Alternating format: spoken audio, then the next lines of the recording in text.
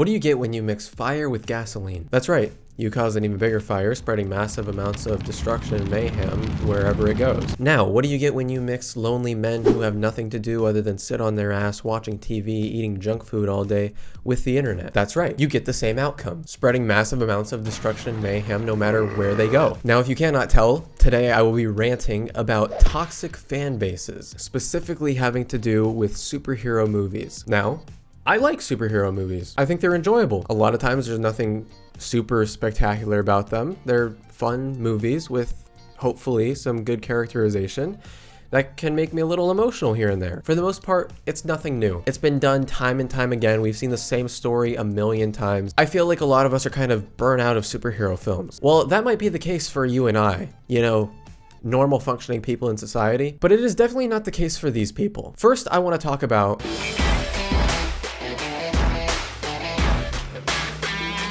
now, if you are unaware of what's been going on recently, I envy you. I wish I was you, but sadly I'm not. And now you're watching this video, so let me just break it down to you. So recently, James Gunn, the director of Guardians of the Galaxy 1, 2, and 3, and director of The Suicide Squad, took over DC Films, along with Peter Safran. What Kevin Feige is for Marvel, James Gunn is now for DC. And I feel like this was a really good move. People really like his movies. He's been a fan of the source material for a long time, and he knows what it's like to be a director. So having him produce these seems like a no-brainer. But there were a lot of people that were not too happy with this decision. Now you might be asking yourself, Max, why? From the outside looking in, it seems like a good decision. And it is. But here's the thing. James Gunn basically wants to reboot the DC universe. So that means no more Henry Cavill as Superman, no more Ben Affleck as the Batman, and no more Jason Momoa as Aquaman. And yes, this was some pretty jarring news at the time it came out, because not long before that, it was announced that Henry Cavill was coming back as Superman. He actually turned down his role in the Witcher series to play Superman, and then James Gunn did this. So yes, looking at it definitely from Henry Cavill's perspective,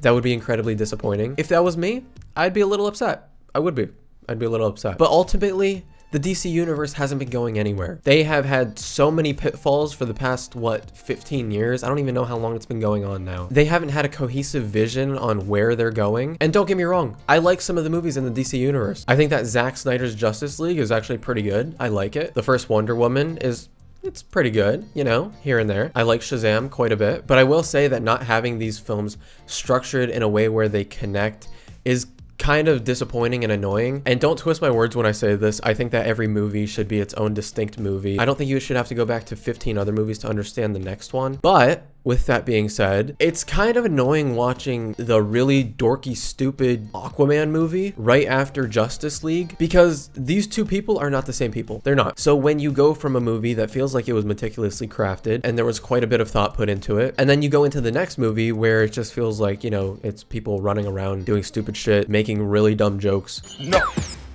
Your stupid Atlantean GPS just told you to jump out of an airplane over the middle of the desert, and now we are stranded.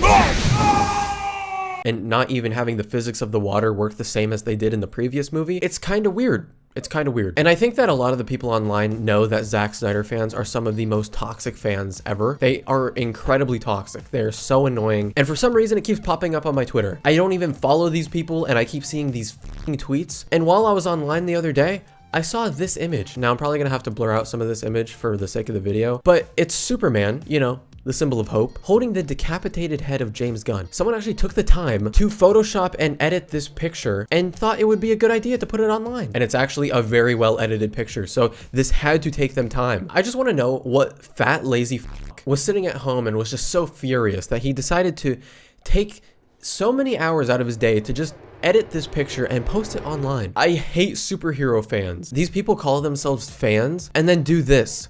You are not a fan of Superman if this is the shit that you're making. This is the exact opposite of what Superman is. And, you know, I like the Marvel movies. If they decided to recast Tony Stark like halfway through the franchise, I might be, you know, a little upset. I'd be a little heartbroken.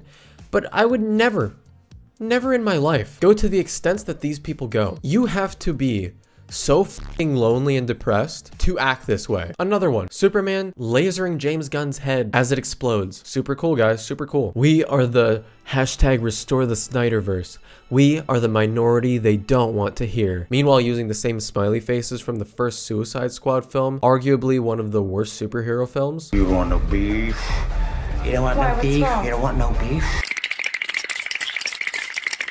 I don't know. I think I just have a hard time processing how these people who have seen, what, 3 movies with Superman in it as Henry Cavill can be this obsessed and this toxic. They act like Zack Snyder's a god and can do no wrong. Batman v Superman is a masterpiece, pinnacle of cinema. I can't tell you how many times I have seen Batman v Superman is a masterpiece on my Twitter. Why is it on my Twitter? I don't know. And now that I am saying this out loud, I realize that I can just mute these words, and that would probably be a good idea. I'm probably going to do that after this video. If you think any superhero film is a masterpiece, you haven't watched movies. Just straight up. You're a child. These are blockbusters. Not saying blockbusters can't be great. I think that there are some really good ones out there. Blade Runner, Dune.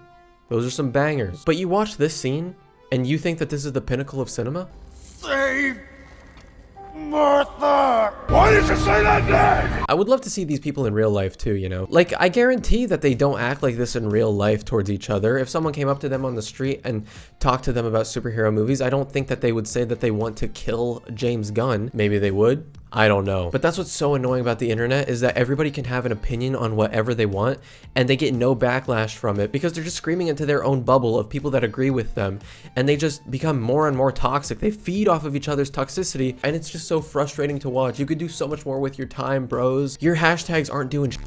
They're not gonna do shit. James Gunn was well aware of what he was walking into because he's actually online and is aware of the toxicity held within superhero communities, specifically Zack Snyder fans. But it's not just Zack Snyder. I remember a few years ago when the Tom Holland movies came out, and I just saw tweet after tweet after tweet of people comparing Spider-Man, saying Andrew Garfield's the best, Tobey Maguire's the best, Tom Holland's the best. Who gives a fuck? Who gives a fuck? Can people just enjoy what they want to enjoy? Why do you have to shit on other people's opinions? Superheroes are supposed to be hopeful.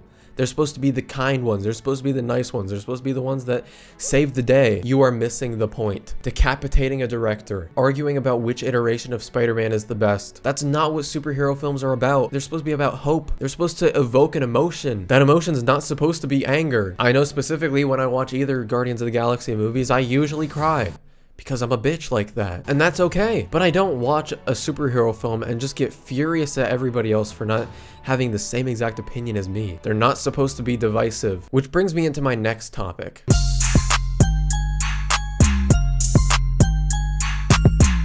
Now, if you don't know what the MCU is, straight white men are upset that the MCU has women in it because women suck. Go back to the kitchen, you women. You stinky, stinky women. Now, the term MCU was actually created by Nerdrotic, a very right-wing nerd. Two of the greatest traits that you could ever mix together. And this is him.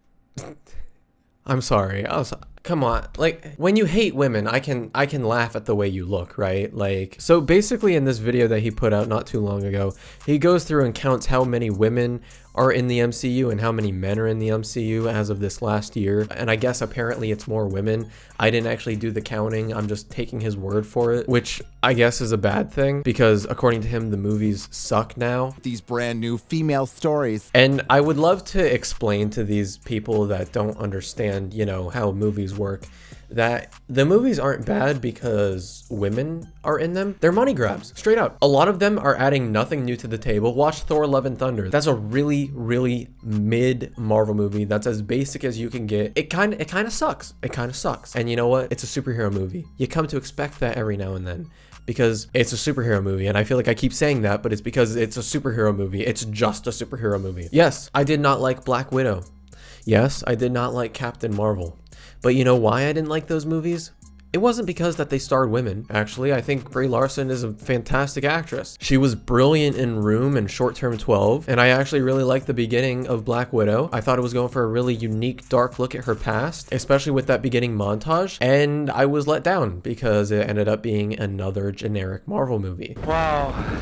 Oh, Johnny, oh. It was not a bad movie because it had women in it. It was a bad movie because it is made by a company that is just capitalizing on generic films because they know that's where the money's at and they can just keep making money if they don't take any risks. That's how studios work. They're about money. They're not about vision. And we even have Brett Cooper female Ben Shapiro getting in on the action with the MCU. After Boseman tragically died of cancer after that original Black Panther came out, Black Panther 2, or Black Panther Wakanda Forever, was literally turned into a girl power, boss babe, feminist-led movie without him. And once again, it was trash. Did she seriously just say that Wakanda Forever was not a good movie? But of course, I would never look to a political commentator for advice on films, because usually their opinions on films are not good because they know nothing about them.